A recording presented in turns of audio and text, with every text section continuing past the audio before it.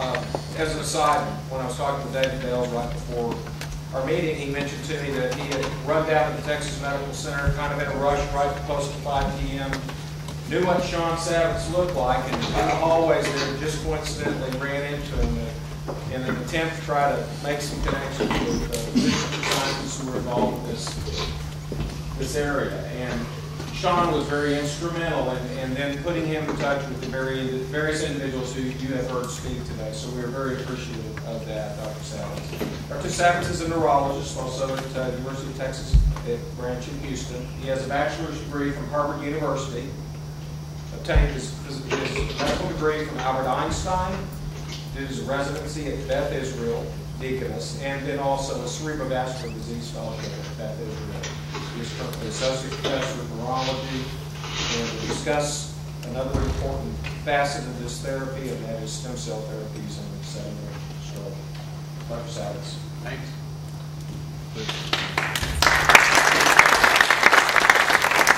I don't know if you can hear me.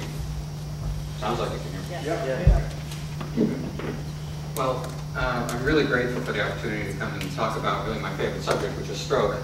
I'm a neurologist. I take care of patients with neurological disorders, and I'm specifically focused on patients who have stroke, and we call it cerebrovascular disease. These are patients that have a stroke because an artery that has fed the brain has blocked off, or because the artery that's feeding the brain has basically bursted open. And this is a huge public health concern right now in the country, which I'm going to get at. So as a neurologist, I'm really focused on taking care of these patients, and I was recruited down to the University of Texas in Houston to try to build up a program, a translational program, where we could find new therapies for stroke. And where I've taken this program is specifically in the area of using cells, stem cells or other types of cells that are being called cell-based therapies. So it's a great privilege to be here, to be among colleagues where we all share the common goal that we want to be able to find new approaches using cells to treat disorders. So this is the Texas Medical Center, and this is Herman Hospital where I work at, and this is the medical school here.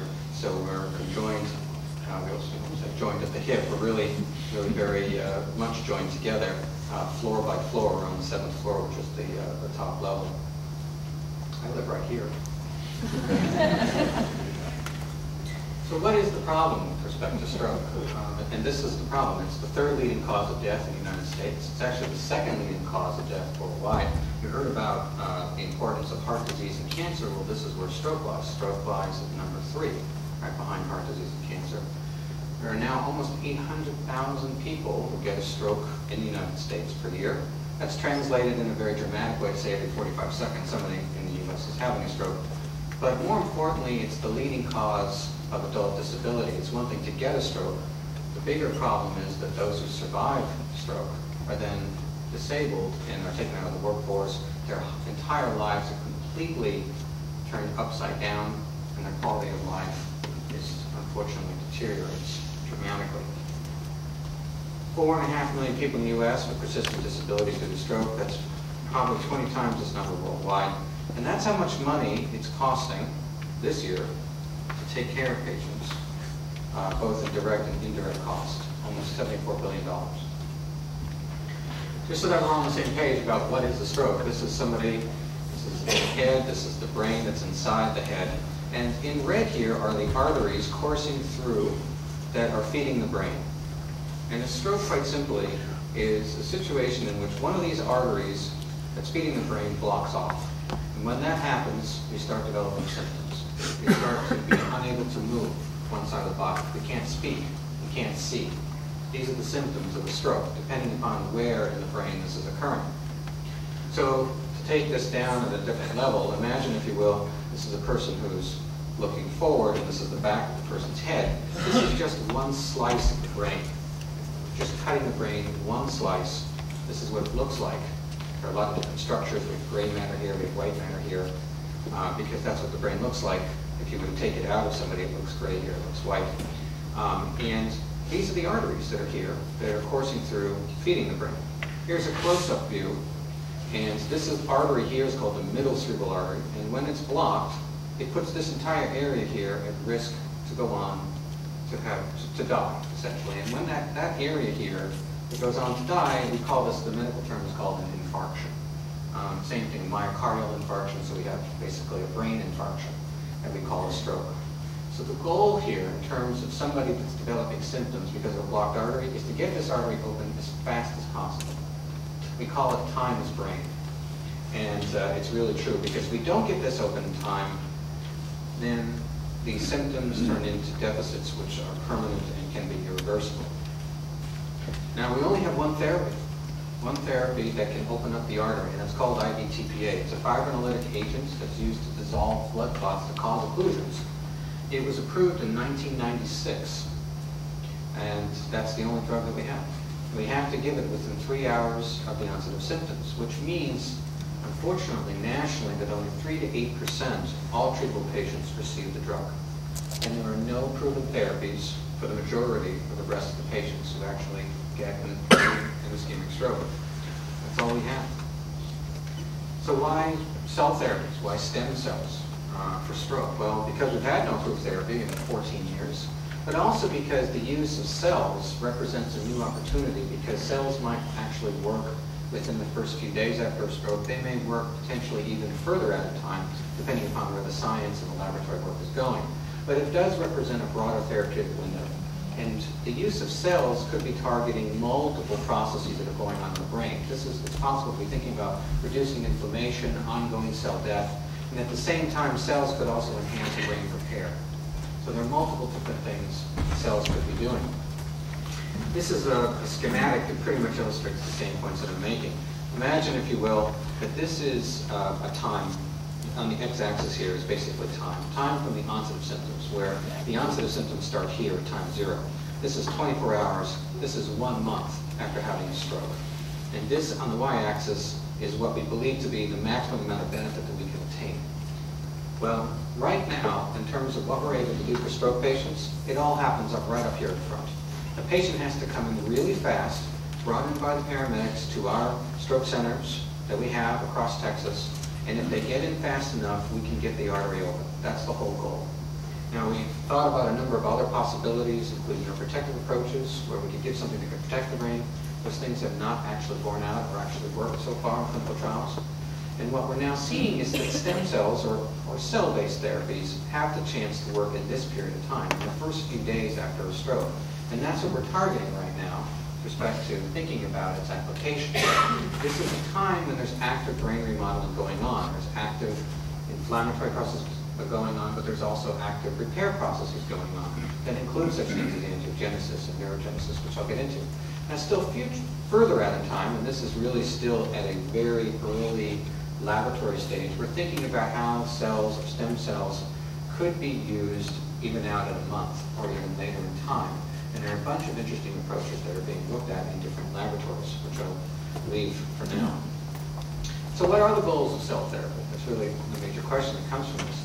Well, for some, the goal is tissue grafting to repair lost neuron connections and conductivity.